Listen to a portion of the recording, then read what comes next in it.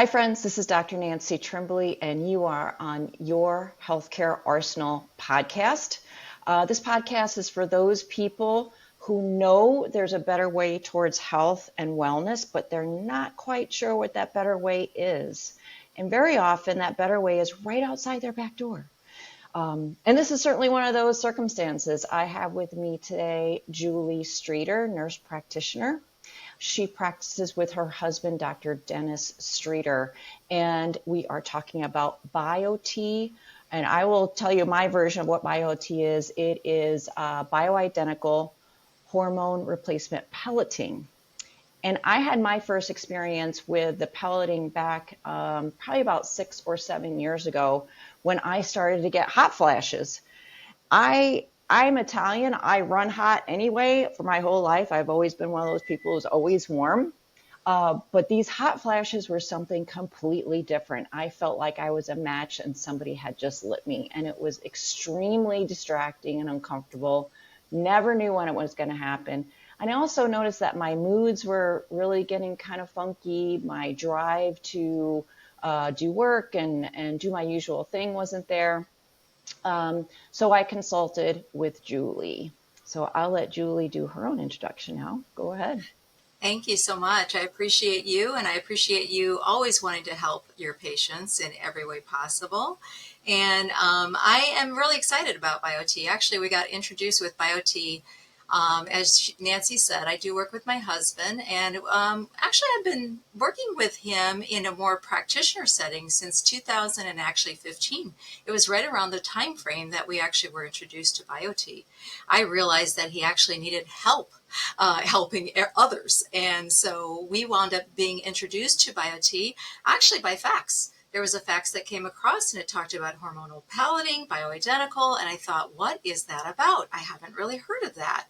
We were familiar with transdermal creams, and Doctor has been not only a surgeon, but he's also been to some degree had a functional mindset for sure. And so he has taken care of hormonal patients in the past, but we just weren't familiar with the pelleting. So we of course I answered the questions right away and got a phone call within 15 minutes from Texas and the BioT headquarters. And right away we were on a plane out to Texas, and we were actually learning from phenomenal physicians, and they were all different type of physicians. They were gynecologic physicians, they were cardiac physicians, you name it. There were a lot of doctors who were missing answers to some of the complaints that the patients were having. And so we got started and we became certified with bioidentical hormones from the pelleting standpoint. And come to find out that pelleting has been around since the 1930s. This is really interesting. So many, many years, and it was prior to like oral birth controls coming about and the synthetics coming about. But what happened was it was very prevalent in the European countries. And what happened was we wound up actually stopping the usage of the pellets when a lot of things took place. And we'll talk about that and the scares about hormones, but it stayed very prevalent in the European countries. And you know what I just found out recently? I went to a really amazing hormonal talk by an amazing doctor that is now becoming my mentor. She actually talked about the fact that when women go into menopause in the European countries, usually government is actually giving them hormones for free. They know the value of hormones and how they actually lead to longevity and better cognition and better bones and you name it, everything else that we talk about.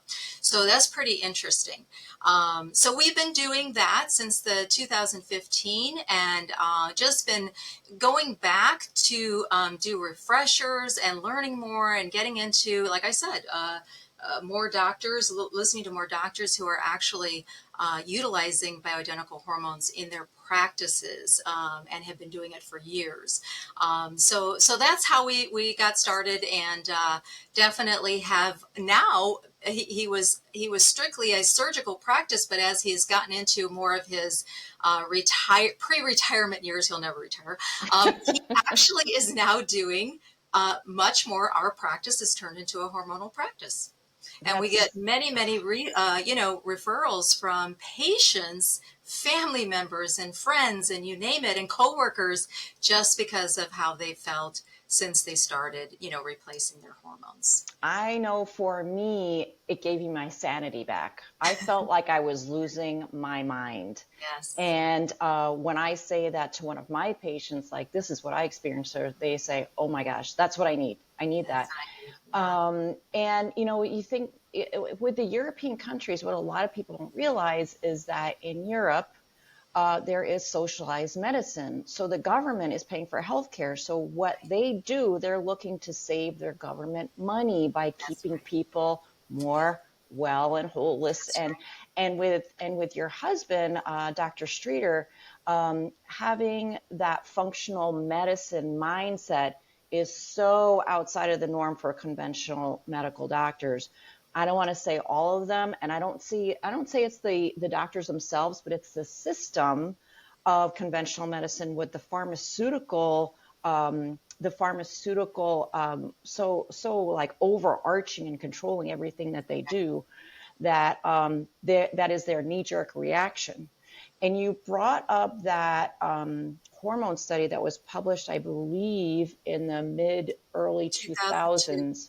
Yeah, it Yeah. was the Women's Health Initiative in the 2002, and it was actually had to be abrupted early because of the fact that there were women suffering from increase in stroke, increase in cardiovascular disease or heart attack, and also blood clots and different various things, and that actually had to be stopped early. However, that was stopped around in July of 2002, but there were also some further things that were looked at in October of 2002. And what they and it was a double blind placebo, type of a study, but what they realized is that the women who actually benefited and actually lived longer were women who were actually on estrogen therapy.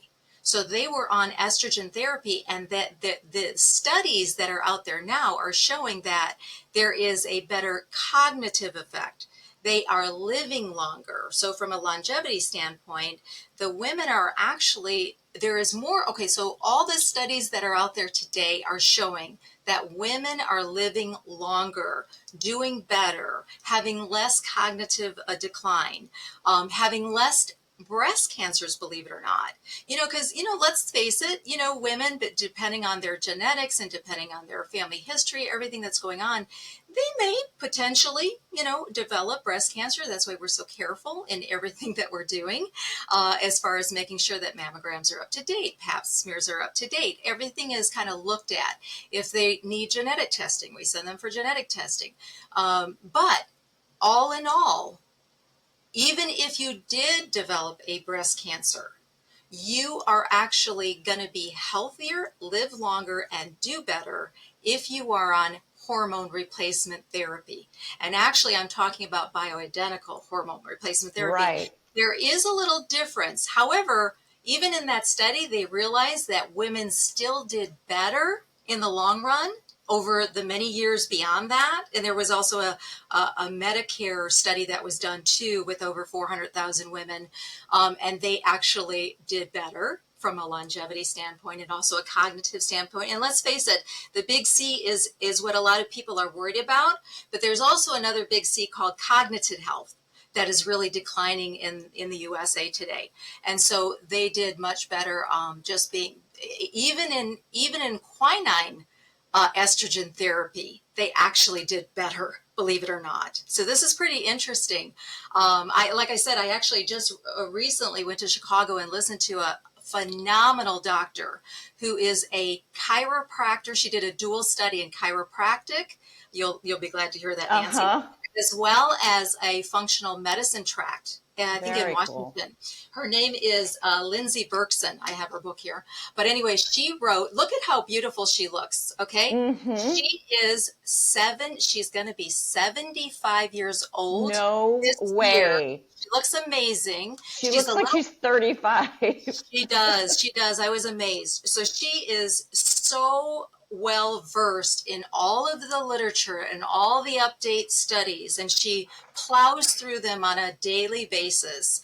And I was just so amazed. She's written 21 books. She's going to be coming out with her 22nd book on Wow. oxytocin and the power of oxytocin as a Wow. hormone. And she is definitely one that I am going to I'm be gonna really um diving into her materials, because it's amazing what she's got out there. So well, anyways, you know what patients sometimes say to me if I say, "Oh, you're having hot flashes. Why don't we send you for a BioT consultation?"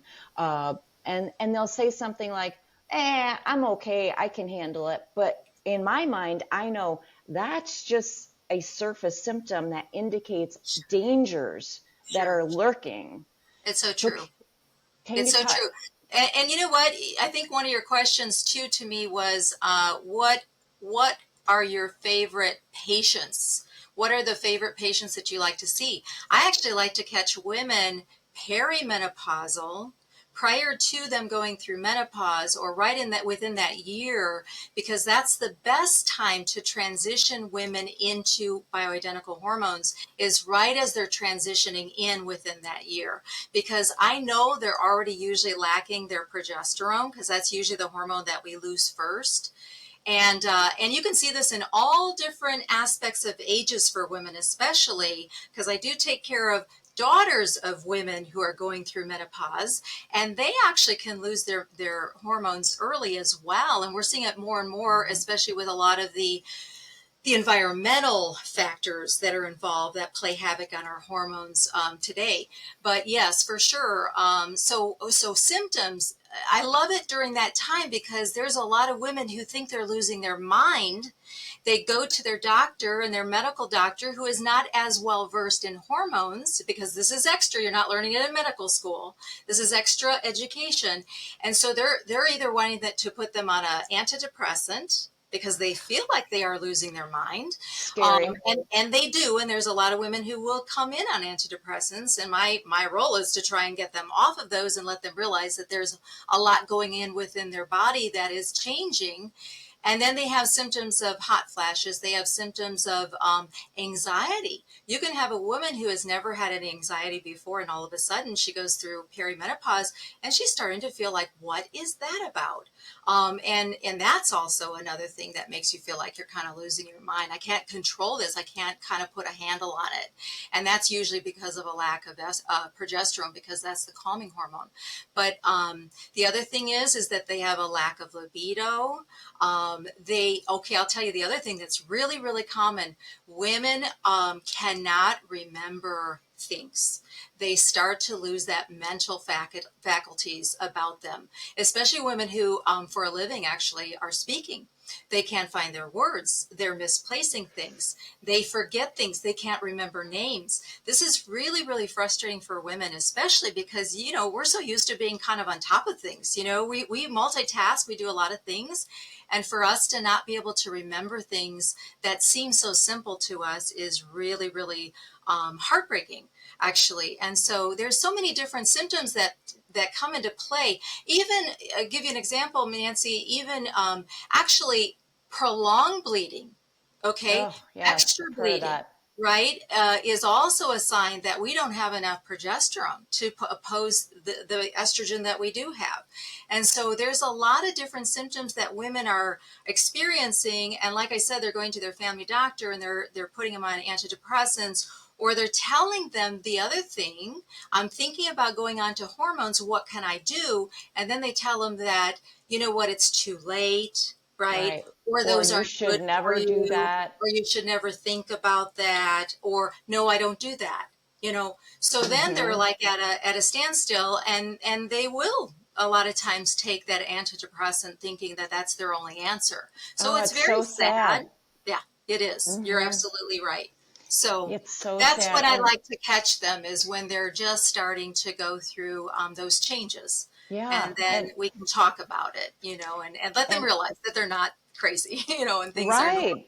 There's natural. so many things that are going on. I think they come on so slowly that it Insidiously, all of a exactly. sudden you're at a tipping point where like, oh gosh, this is I'm a different person. And then that, for what Right. I notice, it affects their relationships with their Absolutely. coworkers, their spouse, Right. their kids, and Right. they aren't feeling that joy anymore in their lives. And then that Absolutely. just like continues to spiral it down. So tell me now, I know I've been to, of course, and just another little tidbit about me. I found out when I was about 35 that I had very low progesterone. So I had been using the hormonal cream on the inside of my arms and my belly, and I was doing that, and that seemed to help. But when I did finally come in to see you, you did a blood test. I had been used to the saliva tests, Hmm. but you did a blood test. I was amazed at the different parts of the test that you put together in a different way. And of course, once I got my first pellet after a few weeks, I was like a different person again. I felt like not only myself again, I felt like a better version of myself. So tell me about the blood test and what you look for on that. Sure, sure. When we went through training with BioT, actually the doctors realized, and the one who's developed this was named Dr. Gary Donovitz. He's a gynecologist, and he's been in practice for many years. And I think through his practice, he wound up actually training over 3,000 providers and of all different backgrounds. And there's BioT providers in every state, and obviously you can go to their website and look for a provider in your area. So that's always nice and convenient. And so he realized that he was the start of BioT, and he realized that blood testing was the best way of realizing exactly where you are with the hormones once you are pelleting. So he has a nice program where we can specialize dosing exactly for that patient. In other words, it's based on many different factors. It's based on their weight. It's based on their age. It's based on blood work. It's based on questions that we ask. Are they PCOS? Do they have a history of migraines? Are they still menstruating? I mean, just so many different questions that are asked. And then that all goes together in a program, and then we are able to kind of spit out their particular dose. What's nice about that is just being used to this for so long, I can usually guess exactly what dose that patient is going to be using, but we can also adjust that dose as needed. So I'm also very cautious. I would say that I'm actually very conservative, I would say. I like to get a really good intake and history on a patient because if they've had a history of endometriosis or they've had a history of more estrogen dominance going on in their life, and it really did affect them in their whole lifespan of having menses every single month, I'm just a little bit more conservative with that dose of estrogen. And so, there's particular, so the testing that we do is specific for the BioT hormonal pellets, and it is usually based on the blood work.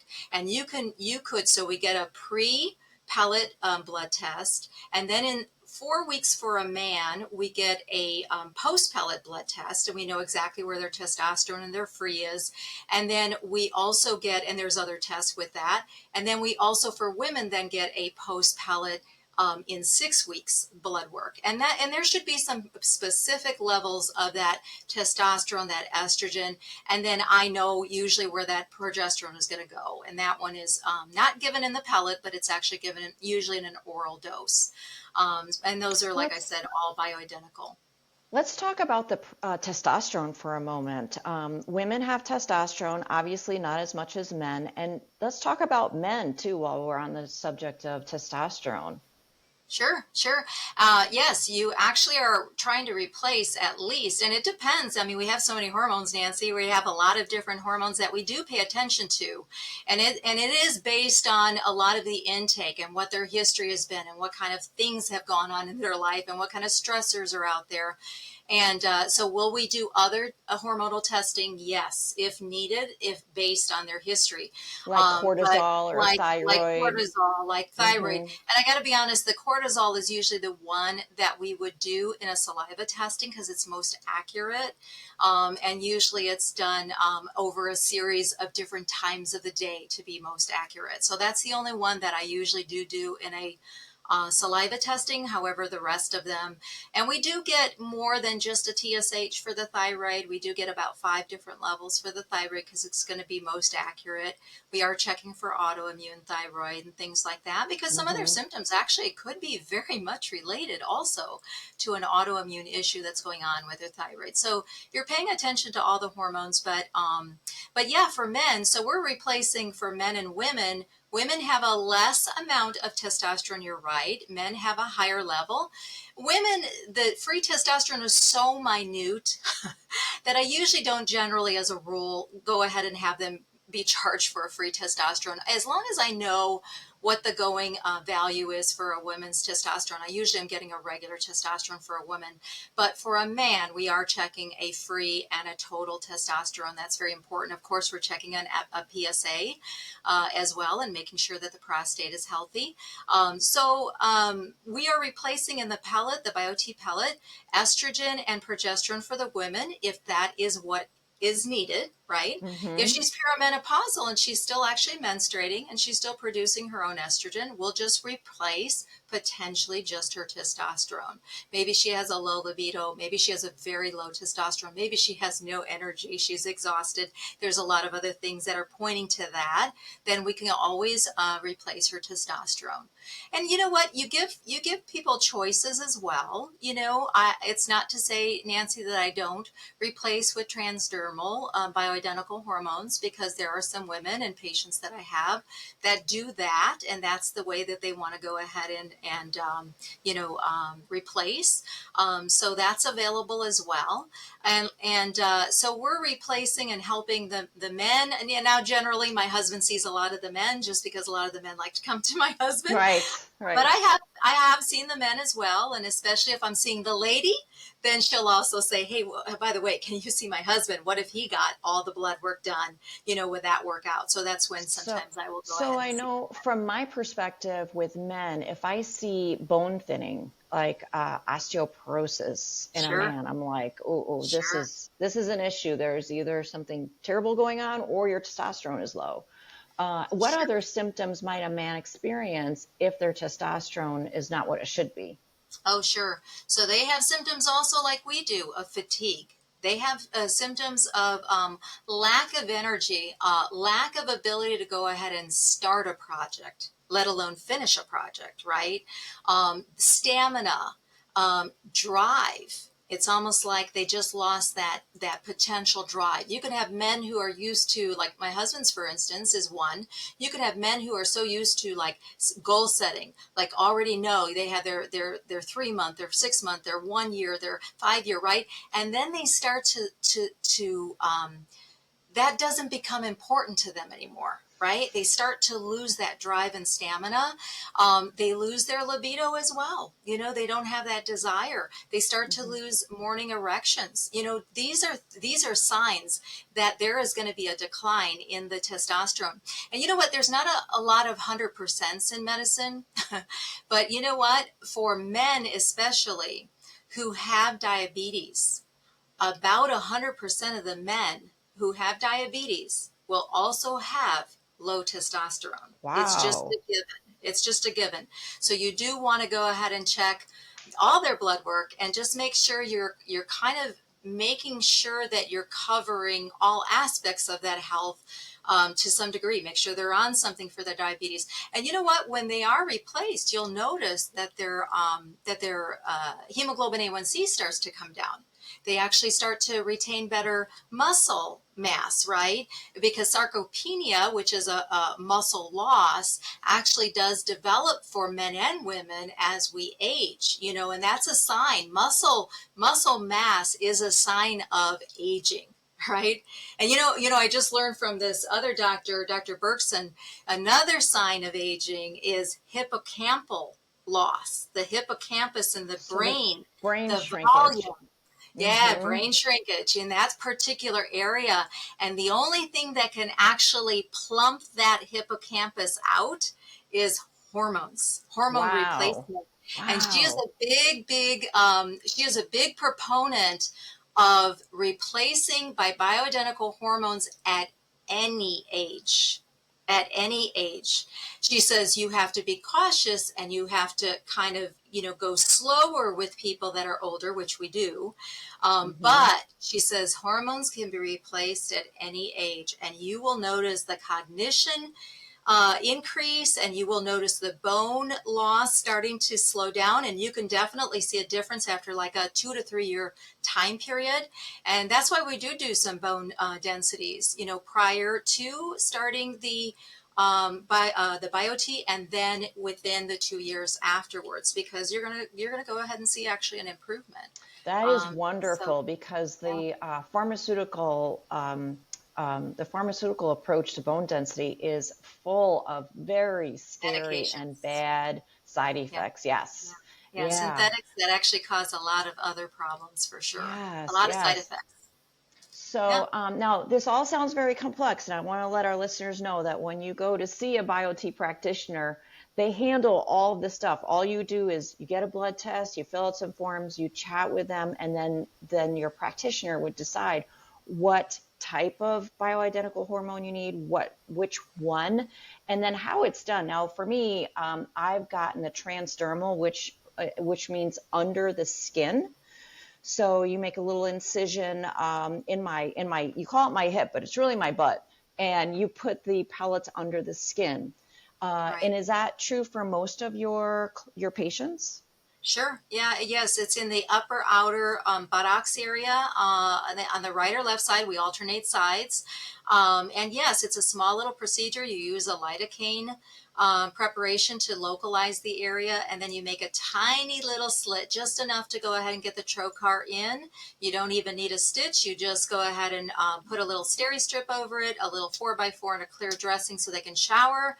We just ask that they don't bathe, hot tub or spa, type of thing, submerge in water, pool, for 3 to 4 days after the procedure. Right. For men, it's 7 days. For women, it's about 4 days. And that's And because the testosterone pellets are larger and they need more they're a of little them. larger for men, and we actually Mm-hmm. give much more testosterone to the men. Mm-hmm. So the men Mm-hmm. do take a little longer for that little area to go ahead. You want to make sure that they're not going to develop an infection or anything at the site. And And it then we and just, yeah, it's time released. it's So time all you have to do is release. keep It's the bandage confetti, on for a few days. It's time right? released. I go about once every 3 months, and I think women can go 3, 4, 5 months or Yeah, something like three that. 3 to 6 months is an average. Hmm. So I have women coming in at all different times based on how they're metabolizing their hormones. And you usually know, you start to actually feel those symptoms again creep back up into your life, and you don't like it because now you know that you can feel like you did before you started to lose your hormones. And It's a so little women shadow of the darkness starts to come so back. the best thing to do is always when you're leaving the office is to make the appointment within your 3, 4, 5, or 6 month time frame so that you don't forget. And then that way Yes, that you're all set and you're kind of in the schedule so that we don't yes. miss you. Yes, that's So what I do. And my husband will say to me when I'm about 2 weeks before my pelleting appointment, he'll say, "You're, are you okay? You're a little moody." I'm like, "Oh, okay." You know why? Check the I, calendar. It's always on the joint calendar. So it's it's very true. handleable. It's very But true. yeah. Our loved ones know us the best, and they actually know when it's time for us. Here at the office, it's kind of a joke. We usually know when we're due here, and I usually know when I'm due because one of the symptoms that a lot of people don't know when your estrogen is lowering is eye dryness, because you need estrogen for eye lubrication. And my biggest symptom was my eye dryness. I was seeing an eye doctor, and she wanted me to put me on some natural tears and that. But what I didn't realize the correlation until I really started to look into this and read about it, it is related to my estrogen drop. Isn't that a So crazy symptom? Like who yeah, would think? But that's yes, exactly what I know. And that's probably the very first thing I notice before my moods get a yes, little weird is the eye right. dryness. Hmm. I have And one gal in particular who comes in, and she comes in totally bloodshot. And she says within a day, she says her eyes totally clear up. She always just knows, she could see it. wow. And when I talk to women that are in that perimenopausal time period that are patients of mine, and they start talking about joint pain, That can also Yes, be a symptom. And then weight definitely. gain, like water weight gain, water retention is another one, Yeah. which just causes an uncomfortable physical feeling, which usually sends them in to see me. All Mm-hmm. right. So true. That is a big one. You're right. And Mhm. even some people who actually get that restless leg syndrome, it can become more active for them as they're losing their hormones. And when they do get the testosterone replacement, that usually goes away. So Yeah, it's pretty so many amazing. things. And I know the big thing is on top of everybody's mind as we go through the years is the big C, like you said, cancer, and the other big C, cognitive decline. So just knowing that this could be a way to protect ourselves. Now, let me ask you this. I have patients who I say, you know what, those hot flashes are not good, or I bet you might benefit from a bioidentical hormone replacement. They kind of put their hands up like, no, no, no. I was told because I had cancer previously that I was told never, ever do any kind of hormone. And to me, it's the opposite. Like you are a person that probably needs it more for protection. What's your Hmm. thoughts on that? Yes. So what's interesting is this Dr. Berkson that I'm following. She is going to be 75 this year. She actually was diagnosed with breast cancer 30 years ago. She has been on bioidentical hormones for the last 25 years.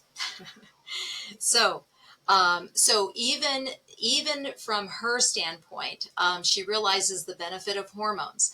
There is ways, and this all depends on their history, right? And so it's so important to get a history. How far out they are from their diagnosis is important to know. Are they ERPR positive? So, in other words, was their breast cancer sensitive to hormones? Okay. And so knowing all this information is very important so that you can determine whether or not they would be a candidate still to go ahead and actually get replacement. So is that possible? Yes. Is there an answer? Yes, we can also wind up giving a lot of times testosterone replacement, and it can have actually in that little pellet an anastrozole or a hormone blocker, so to speak, in that pellet to go ahead and actually help them get some of the relief of some of the symptoms that they have, but yet not go ahead and stimulate those other hormones that you don't want to stimulate. So, So that's fascinating. So it's a highly individual thing. So when a sure. medical doctor just makes a blanket statement, no, never, no, nobody, that's really an uneducated It's an comment. uneducated comment. You're absolutely right. Because there's another physician out there called, I think his name is Morgan Teller, is his last name. He was from Harvard, and he had a urology clinic of some type. But anyways, he just recently retired, I heard. But he has a book out there, and it's on testosterone. And he also is one to give men, because you figure there's a lot of population of men who are going to develop prostate cancer as they age. Typically, it's a slow growing type of cancer, anyways. But he is a proponent and has done many studies on men who have had prostate cancer.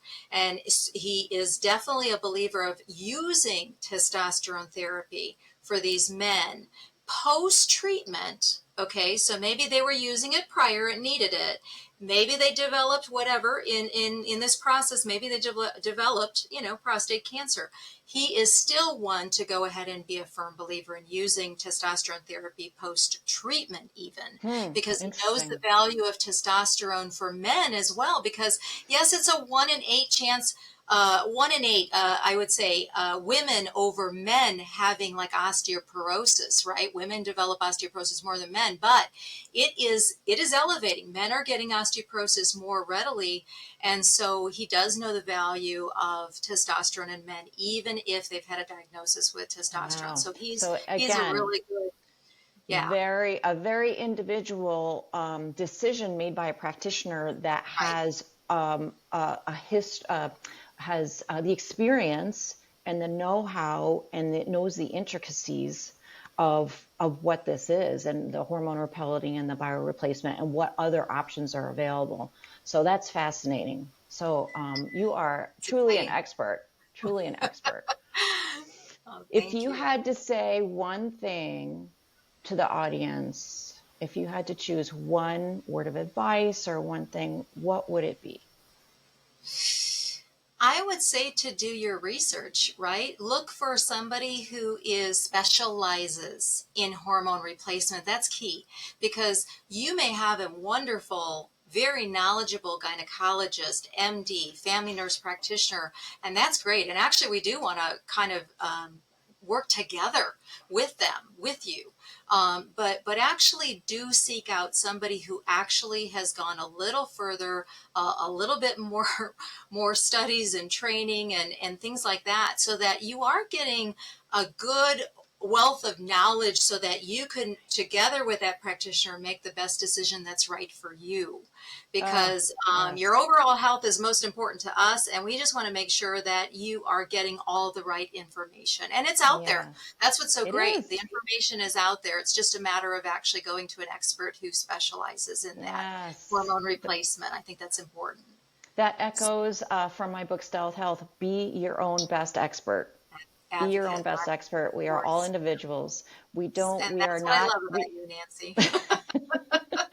You are so pro that for the patient, and I love that you like for that patient to be thinking.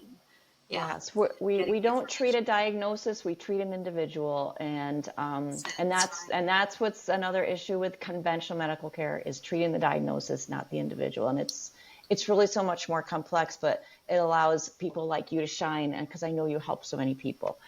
Thank you. So I am going to close now. And what I'll do, I'll make sure that in our comments for this podcast, we have the name and author of the book that you mentioned, which was Okay, Lindsey Berkson.